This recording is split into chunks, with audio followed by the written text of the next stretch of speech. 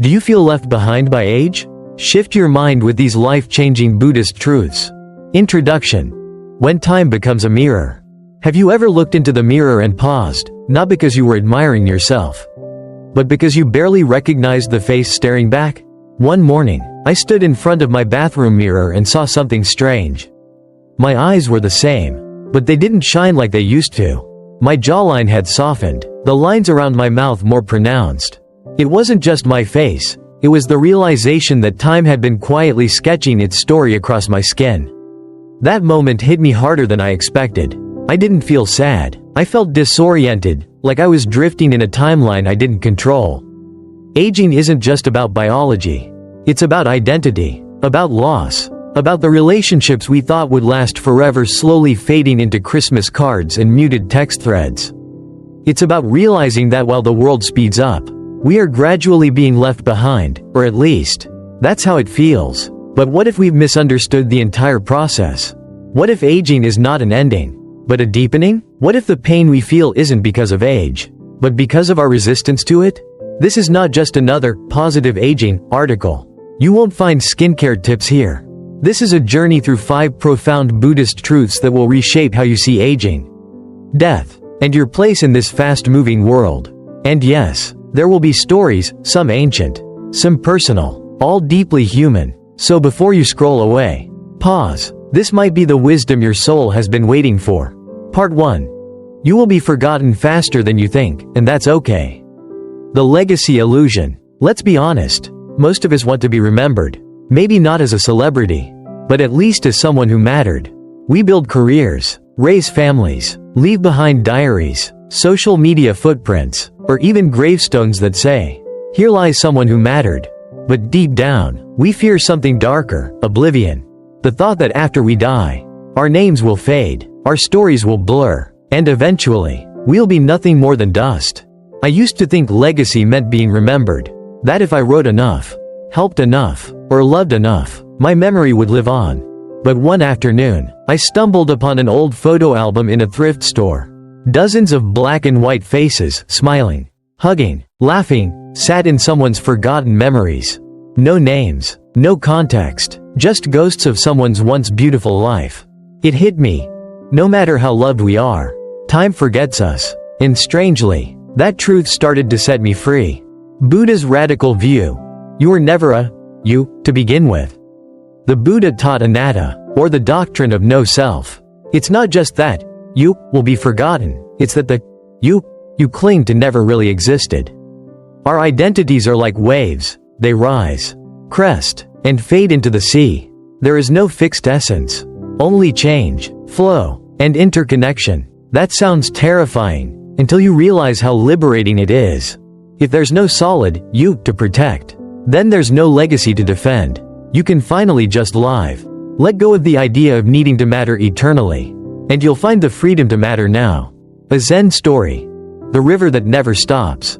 There's a Zen story that captures this perfectly. A young monk once asked his master, "Aren't you afraid that no one will remember you when you're gone?" The master smiled and pointed to a river. "Do you remember the water from yesterday?" he asked. "No," the monk said. "But the river flows, and still nourishes the earth." The master said, "It's not the water that endures, it's the flow.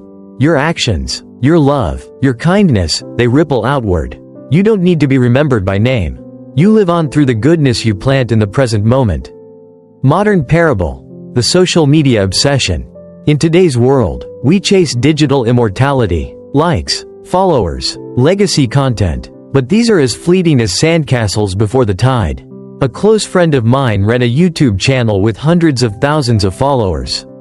He passed away unexpectedly at age 42. His videos are still there, but views are dwindling. People moved on, yet I remember how he once helped a stranger during a panic attack in a park, sitting with her until she calmed down. That kindness? No algorithm tracks it, but it lives on. Legacy isn't about being remembered. It's about being real, here and now. What if being forgotten is a gift? To be forgotten means we can stop performing. We can drop the mask. No more trying to be impressive or memorable. Instead, we can be present. When we let go of the fear of being forgotten, we make room for something far more beautiful, authenticity. Live fully, Not because it will be remembered, but because it's worth living. Part 2. Your body will betray you, so make peace with it. The day my knees started talking back. I still remember the day my body whispered, "We're not the same anymore." I had just climbed 2 flights of stairs, something I'd done 1,000 times before. But this time, my knees ached, my breath shortened, and a strange stiffness settled in my back. It wasn't dramatic, it was subtle. But that's the thing about aging, it doesn't shout. It whispers, slowly, persistently, until one day you realize, my body is no longer my ally in the same way. It feels like betrayal, but is it really? The illusion of ownership. Most of us live as if our bodies belong to us, like they're loyal pets we control. But Buddhism teaches that even the body is not ours. It is borrowed, temporary, impermanent. The Buddha once said, "This body, too, is impermanent. It is not self, like a foam on the sea, a bubble rising and vanishing." What causes suffering is not aging itself, but our resistance to it. We cling to the illusion that our bodies should stay strong, attractive, reliable. When reality doesn't match the expectation, we feel betrayed. But what if we stopped resisting? A Zen parable, the cracked clay pot. In a monastery high in the hills, an elderly monk could no longer carry water the way he once did. His back hurt, his hands trembled. Frustrated, he went to his teacher. "Why does my body fail me?" he asked. The teacher handed him an old, cracked clay pot. "Does this pot still carry water?" he asked. The monk nodded. "Yes, though it leaks." "And yet," the teacher said, "it still nourishes the garden. Even its cracks serve a purpose." Our bodies may change, slow down, weaken, but they still carry us. And sometimes, even our cracks serve someone or something beyond ourselves. From performance to presence. In youth, we often treat our bodies like performance machines, tools for success. Appearance, attraction, but aging invites a new relationship, one of presence. Instead of forcing your body to meet yesterday's expectations, what if you listened? When it asks for rest, you rest. When it aches, you thank it for carrying you this far. When it changes, you change with it, gently, respectfully. This isn't surrender. It's a new kind of alliance. A real-life story. My mother's hands. My mother has the most beautiful hands I've ever seen, not because they're smooth or youthful, but because they're storytellers. They've held crying babies, cooked thousands of meals, wiped tears, wrote letters, buried loved ones. Now, they tremble with arthritis. But when I hold them, I feel something profound. A history written in skin and bone. We often see aging as the body failing. But what if it's simply the body revealing its journey? How to befriend the body. Practical reflections. 1. Shift from control to care. Stop demanding perfection. Start offering kindness. 2. Practice mindful movement. Whether it's walking meditation, gentle yoga, or Tai Chi. Move in ways that honor your body's limits and rhythms. 3. Express gratitude. Every scar, wrinkle, ache, acknowledge what it has carried you through. 4. Stop comparing. Your 20-year-old body was meant for something different. Let it go. Your current body is doing something equally sacred, aging. 5. Feed it like a friend. Not with fear, guilt, or punishment, but with love, rest, nourishment, and laughter. Buddhist wisdom. Change is not the enemy. The Buddha taught that all things are impermanent. Trying to hold on to youth is like trying to grasp water. The tighter you hold, the faster it slips away. But if you cup your hands gently, you can hold enough to quench your thirst. So let go of the fight. Embrace the transformation. Honor the shell that carries your soul. As Buddhist nun Pema Chodron once said, "Only to the extent that we expose ourselves to annihilation can that which is indestructible in us be found." Your body may fade, but your spirit deepens. That is the gift of aging. Part 3. You can't keep everyone in your life, and that's natural. The quiet exit of people we love. One of the most painful parts of aging isn't what happens to our body, it's what happens to our relationships. People drift away. Friendships that once felt eternal fall quiet. Calls stop coming. Family bonds fray. Sometimes it's because of distance. Sometimes it's death. And sometimes, there's no reason at all. And it hurts, deeply. I remember a friend I once spoke to every day. We shared dreams, heartbreaks, poems, coffee. Then one day, the calls became weekly, then monthly, then Nothing. No argument. No betrayal. Just silence. And I grieved her like a death. Because it was a kind of death. But what if the pain of losing people isn't a sign of failure, but a natural law of life? The Buddhist view. Impermanence in relationships. Buddhism teaches the law of anicca, impermanence. Nothing lasts forever. Not our bodies. Not our emotions. Not even our most cherished connections. The people in our lives are like visitors. Some stay for years. Some just for a season. Each one brings a gift. And then they move on. The Buddha taught, just as a traveler rests under a tree for a night, then continues their journey, so too are our relationships. When we stop resisting this truth, we stop clinging, and in that space, gratitude can grow. Zen story. The river of relationships. A disciple once asked his master, "Why do people leave even when we love them?" The master took him to a river. "Watch the water," he said. "Some drops stay together as they flow. Others split apart, but none of them stop the river from moving." Relationships are like that. Some flow with us for a long stretch. Others drift away quickly. But the current of life carries us all. Trying to hold someone against the current only leads to suffering. A personal story. My grandfather and his friends. My grandfather lived to 92. In his final years, he outlived most of his closest friends. I once asked him if that made him sad. He nodded and said, "Of course, but I also think I got to walk alongside them for as long as I did." And that was beautiful. He didn't count his losses. He counted the shared journeys. That changed how I see everyone in my life. Whether they're here for a reason, a season, or a lifetime, I try to honor their place in my story, in mine and theirs. The grief of letting go, and the grace within it. Letting go is not the same as forgetting. It's not about closing the heart, but opening it wider, to make space for change. When a relationship ends, instead of asking, "Why did they leave me?" ask, "What did they teach me while they were here?"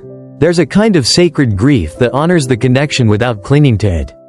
And in that space, you realize, they may be gone, but they helped shape who I am. Practical reflection.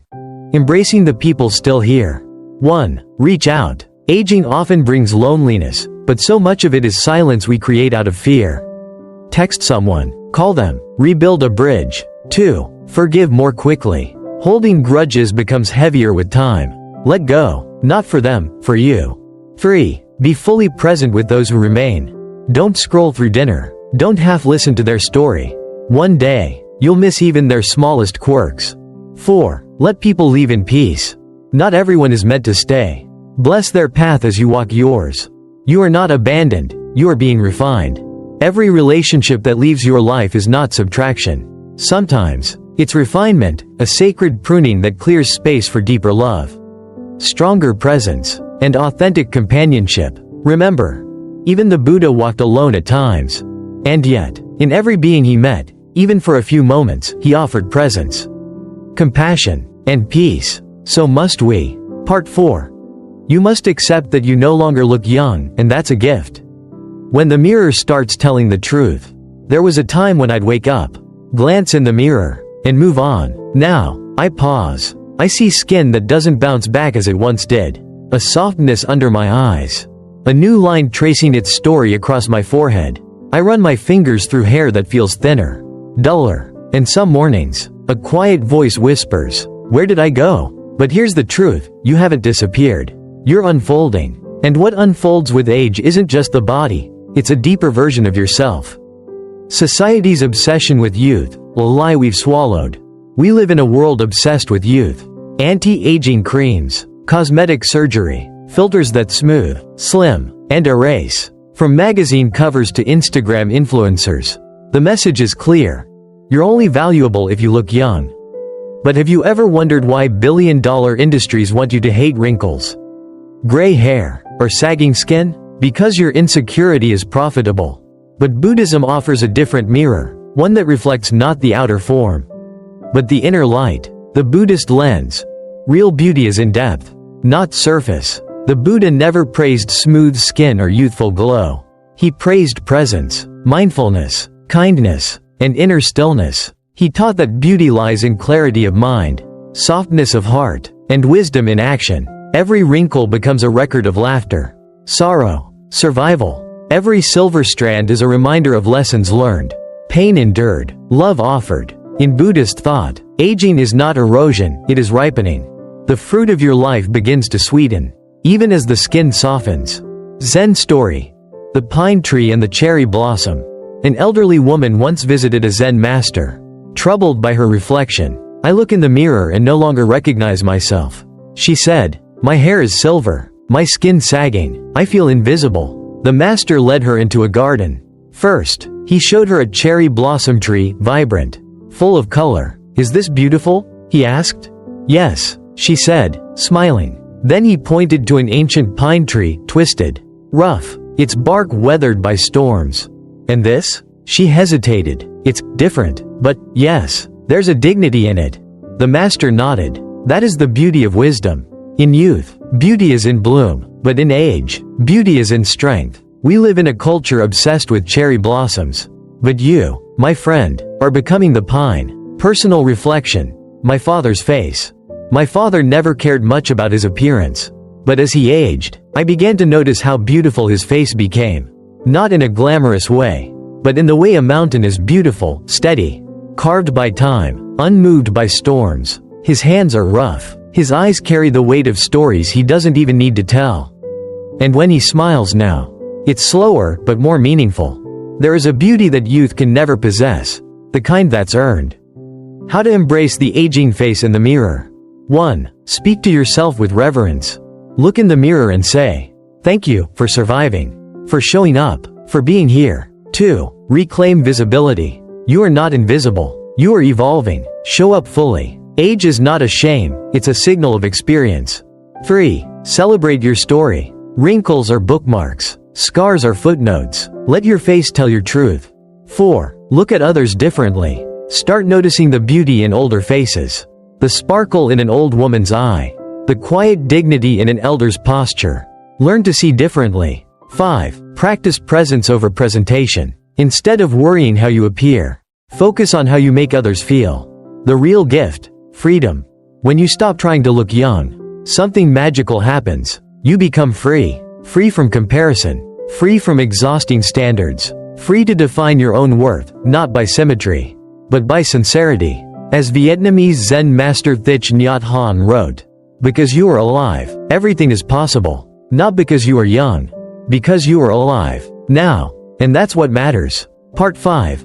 You will see more people you love die, but love never dies. The unbearable truth of loss. Nothing prepares you for the moment when someone you love is no longer there. No more calls, no more warm greetings, no more shared silence, just absence. A haunting emptiness where laughter once lived. I remember the day my grandmother passed. I had seen her just a week before, smiling weakly, asking if I'd eaten. Her hands were thin, her voice faint, but her spirit was full of light. And then, she was gone. No one teaches you how to say goodbye to someone who made you who you are. And yet, this is the cost of living fully. We must grieve fully. 2. Buddhism and the nature of grief. In Buddhism, grief is not something to be fixed or avoided. It is not a flaw in your strength. It is proof that you have loved deeply. The Buddha never promised a life without pain, but he did offer a path through it, a path where suffering becomes awakening. He taught that all things are impermanent, including the people we love. But love itself is not impermanent. Love transforms. Love remains. Your parents may pass, your friends may leave, but the love they gave you, the lessons they taught you, the ways they shaped your soul, those are indestructible. The parable of Kisagatami. One of the most famous Buddhist stories is that of Kisagatami, a mother who lost her only child. Desperate with grief, she carried her son's lifeless body to the Buddha, begging him to bring the boy back. The Buddha gently told her, "Bring me a mustard seed from a household that has never known death." She searched every home, only to discover that every family had suffered loss. She returned, understanding what grief had taught her, that death is part of the human condition, and no one is spared. But from this deep sorrow came her awakening. A story close to home, my friend and her father. A dear friend of mine lost her father last year.